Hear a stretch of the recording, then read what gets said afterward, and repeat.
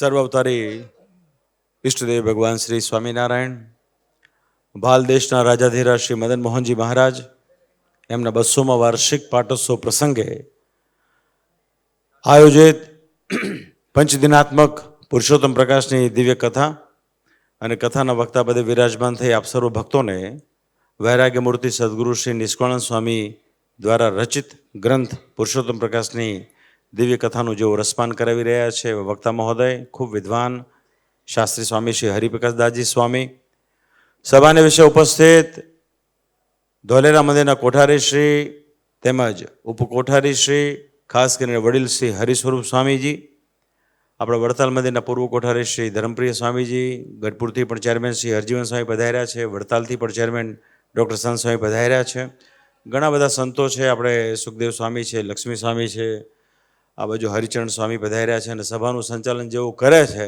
મોદી સરકારનું સૂત્ર છે ને સબકા સાથ સબકા વિકાસ, એમ બધાને હારે રાખીને હાલે છે. પુરુષોત્તમ પ્રકાશની કથા ગયા વર્ષે આચાર્ય સ્થાપન અને શિક્ષાપત્રી લેખનના વર્ષે અમેરિકામાં અમારી સાથે સતત હતા.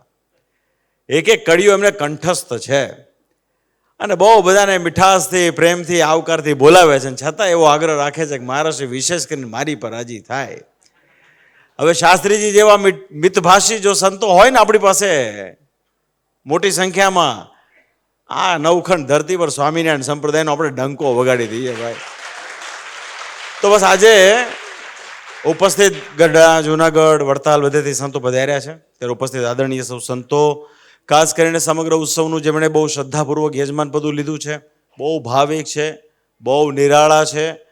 પુરુષોત્તમ પ્રકાશની કડીમાં આવ્યું ને, આ છે અમારે ઠેકાણે એ છે રે, એ તો પ્રવીણ હોય તે પીછે રે, એવા પ્રવીણભાઈ વડદલાવાળા એ ખાસ કરીને યજમાન પદું લીધું છે. અમારી સાથે બહુ સ્નેહનો નાતો ધરાવે છે. વડતાલના સંતો હોય, ગરડાના હોય, જૂનાગઢના હોય, ભુજના સંતો હોય, એમની સાથે ખૂબ સરળ એમનો નાતો છે. અને જેમ શ્રીજી મહારાજે દુબળી ભટ્ટનું દ્રષ્ટાંત આપ્યું હતું ને કે એને પોતાનું સર્વસ્વ, એમ લગભગ પ્રવીણભાઈએ પોતાના ભાગે આવતું જે કંઈ હોય ધન, એ ધનનો સંપૂર્ણપણે સદુપયોગ મૂળ સંપ્રદાયના મૂળ સ્થાનોને વિશે કર્યો છે, માટે અમને એના માટે ખૂબ માન છે. સાથોસાથ ઘણા બધા ભક્તો છે, સમય ઘણો થયો છે, આપણા ધોલેરા પ્રદેશના હોય છે, આપણા સંજયભાઈ ટ્રસ્ટી આવ્યા છે ગોધરાથી, પ્રકાશભાઈ ગજ્જર છે, ભગવતીભાઈ મુખી છે, અનિલભાઈ છે, તો ઉપસ્થિત આપ સર્વે ભાવિક ભક્તો, સાંખ્યોગી બહેનો, આપ સૌને અમારા ભાવથી જય સ્વામિનારાયણ. 200 વર્ષ પહેલા ભગવાન સ્વામિનારાયણે પોતાનું સ્વસ્વરૂપ એવું શ્રી મદન મોહનજી મહારાજનું પૂજા બાપુની ભાવનાથી અહીંયા જ્યારે પધરાવ્યું અને આજે 200 વર્ષે આપણને એનો અભિષેકનો, દર્શનનો, કથા વાર્તાનો લાભ મળે છે, આપણાથી મોટું આ સંસારમાં કોઈ ભાગ્યશાળી નથી. સ્વામિનારાયણ ભગવાનનું આ વચન છે. મહારાજે વચનામૃતમાં કીધું કે એવા જે પુરુષોત્તમ ભગવાન સર્વોપરી, તે દયાએ કરીને પૃથ્વીના જનોના કલ્યાણને અર્થે પ્રગટ થયા થકા વર્તે છે અને તમામ જનોના નયન ગોચરને વર્તે છે. એ જ તમારા ઈષ્ટદેવ છે, એ તમારી સેવાને અંગીકાર કરે છે. અને એ જે પુરુષોત્તમ ભગવાન છે ને એ જે અક્ષરધામમાં રહેલા ભગવાન, બંનેમાં સંપૂર્ણપણે સામ્યતા છે. એ બે એક જ છે અને એ જે બે એક છે એ જ આ મદન મોહનજી મહારાજ છે. તેવા મદન મોહનજી મહારાજના ઉત્સવમાં આપણે બધા ભેગા થયા છીએ. ખાસ કરીને આ તો જે ક્રમશઃ વાર્ષિક પાટોત્સવ આવતો હોય એ અંતર્ગત આપણે બધા ભેગા થયા છીએ. મૂળ ઉત્સવ આપણો ડિસેમ્બરની 23 થી 31 દરમિયાન થશે. આપણે બધાએ સાથે મળીને આનો ખૂબ પ્રચાર અને પ્રસાર કરવાનો છે, આનો ખૂબ મહિમા ગાવાનો છે. અને વર્ષો પહેલાં 18,000 વીઘાના ધણી હતા એવા શ્રી મદન મોહનજી મહારાજ, જેને ભાલ પ્રદેશના રાજા ધીરાજ કહેવાતા હતા. વચલો થોડોક નબળો સમય આવ્યો, પાછા પુનઃ સંપૂર્ણ ભાલ પ્રદેશના રાજા ધીરાજ એ જો કોઈ હોય ને તો શ્રી મદન મોહનજી મહારાજ છે. આજે સરકારો દ્વારા જે કાંઈ વિકાસના કાર્યો થઈ રહ્યા છે એનાથી આપણને સાબિત થાય. અમે હમણાં સરની મુલાકાતે ગયા હતા, બધો વિસ્તાર જોયો અને એમાંય તે આપણી જે ધોલેરાની જે મદન મોહનજી મહારાજની જે જગ્યાઓ છે એકદમ ઇમ્પોર્ટન્ટ છે, મુખ્ય છે. એટલે આપણા માટે ઉત્સવ તો બહુ સરસ થશે, એમાં કોઈ શંકાની વાત નથી. વડતાલ ટેમ્પલ બોર્ડનું બહુ ઉદારપણું છે. આપણા સંતો બધા બહુ સક્રિય છે. ધોલેરાના સંતો ભલે ઓછા હોય પણ એમના હૃદયમાં છે ને પહેલેથી મદન મોહનજીનો મહિમા ઠચીને ભરેલો છે. એ પછી હરિચરણ સ્વામી હોય, હરિપ્રકાશ સ્વામી હોય, કમિયાળાવાળા હરિપ્રસાદ સ્વામી હોય અને હરિવલ્લભ સ્વામી હોય, એમના ગુરુ શ્રી હરિસ્વરૂપ સ્વામી અહીંયા બેઠા છે. અને રહી વાત આપણા કોઠારીની, તો કોઠારી હરિકેશવ સ્વામી માટે લગભગ બધાએ કીધું બહુ સીધા સરળ ભોળા છે. સીધા સરળ ભોળા ખરા, પણ મદન મોહનજીની સેવા કરવામાં નંબર 1 જો કોઈ હોય નથી, હરિકેશવ કોઠારી છે.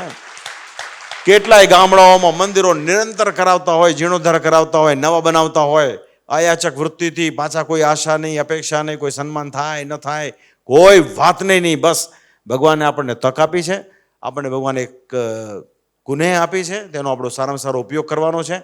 તેવા કોઠારી હરિકેશવ સ્વામી હોય, એમની સાથે આસિસ્ટન્ટ કોઠારી પુરુષોત્તમ સ્વામી હોય, પાતળા પુરુષોત્તમ સ્વામી હોય, અહીંયા ધોલેરાના જેટલા સંતો છે, ભલે એવો લિમિટેડ છે. મેં એમને કીધું મોટા મોટા ગરડા જૂનાગઢમાં ઉત્સવ તો આવવાના જ છે. ગરડાના ચેરમેને બેઠા છે. સૌથી છેલ્લું મંદિર મહારાજે ગોપીનાથજીનું કર્યું, એટલે એ તો સર્વશ્રેષ્ઠ થશે. પણ ઓછા સંતોનું મંડળ હોય અને મદન મોહનજીની નિષ્ઠા હોય તો એ ઉત્સવના દર્શન દ્વારા ધોલેરાના સંતોની શું તાકાત છે એના લોકોને દર્શન થશે. હવે રહી વાત આપણી, તો અમે તો ભાઈ દેવના આચાર્ય છીએ. દેવનો જેટલો મહિમા વધે ને, એટલે કેવું છે, સિક્કાની 2 બાજુ હોય. દેવનો મહિમા વધે ને ઓટોમેટિક આચાર્ય પદનો મહિમા વધે વધે વધે વધે ને વધે. આચાર્ય એટલે દેવનો પડછાયો છે. આચાર્ય એટલે દેવ ચરણ છે, દેવ સેવક છે. આચાર્ય જીવનભર આજે જે કાંઈ જાહો જલાલી ભોગવીએ છીએ. અહીંયા સંત સ્વામીને અમે વાત કરી હતી, હમણાં એમણે પોતાના વક્તવ્યમાં કહ્યું, આપણે બધા જે અત્યારે પુણ્ય કમાઈ રહ્યા છીએ, જે કાંઈ ફળ પામી રહ્યા છીએ ને, એ પૂર્વેના વડીલ સંતોની કઠિન તપશ્ચર્યાના પરિણામ રૂપ આપણે આ ફળ ભોગવી રહ્યા છીએ. પૂર્વે આચાર્ય શ્રી રઘુવીરજી મહારાજ થયા, ભગવત પ્રસાદજી મહારાજ થયા.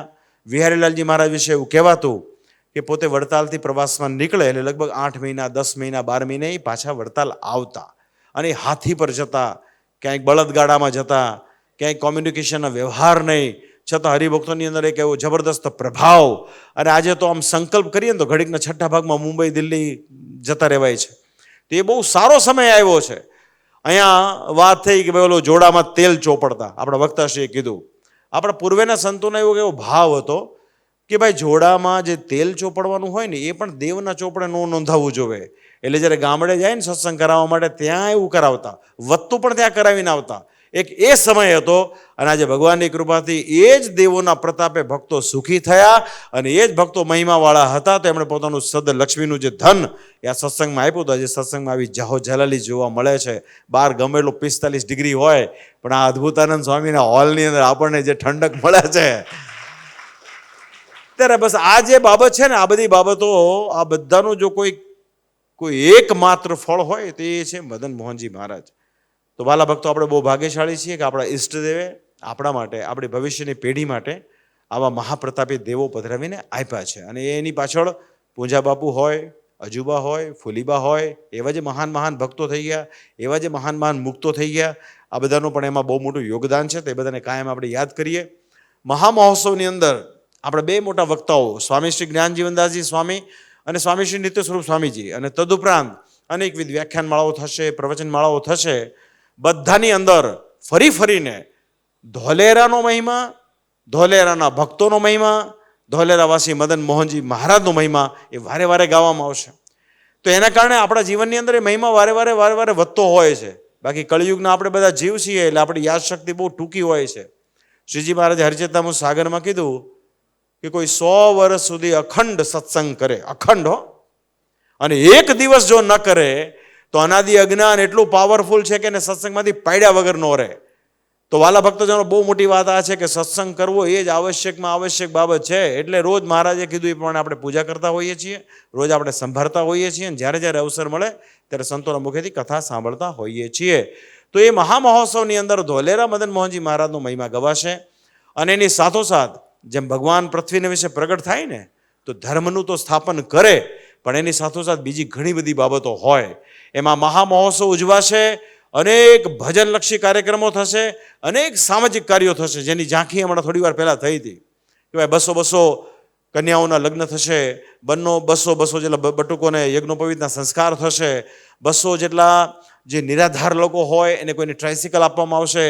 અને હા, ખાસ કરીને ગોકુલધામ નાર દ્વારા એક એવો સરસ મજાનો અભિયાન ચાલે છે કે જે લોકોને ભગવાનની જે બી હોય, જે લોકો દિવ્યાંગ છે, એમને જે લિમ્સ આપવામાં આવે છે આર્ટિફિશિયલ, એ પણ એનું ખાસ કરીને બધાને અર્પણ થવાનું છે. તો આ બધી વસ્તુઓ ઉત્સવના માધ્યમથી થશે.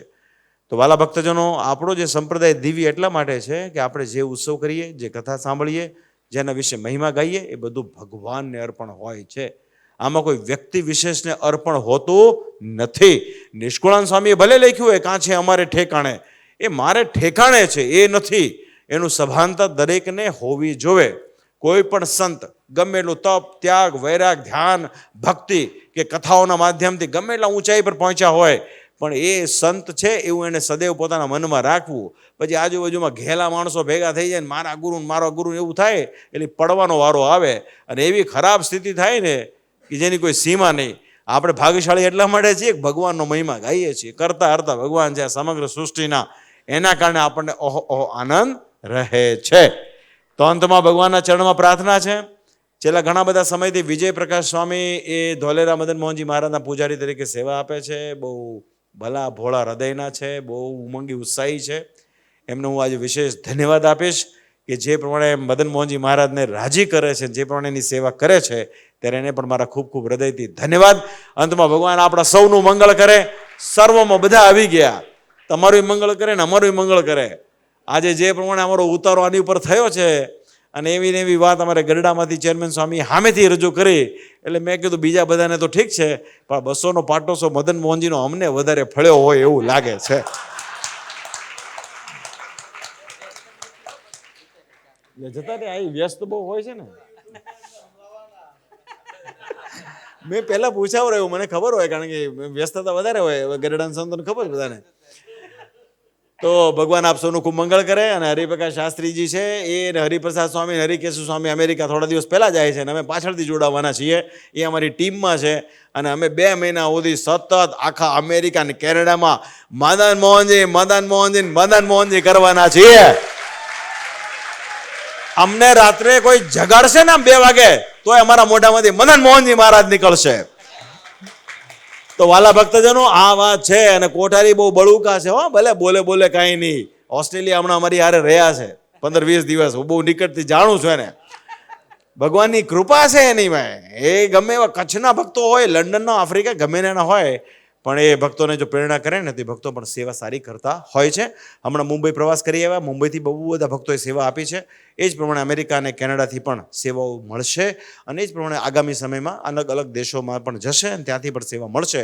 તો આ ઉત્સવ વૈશ્વિક લેવલનો થશે.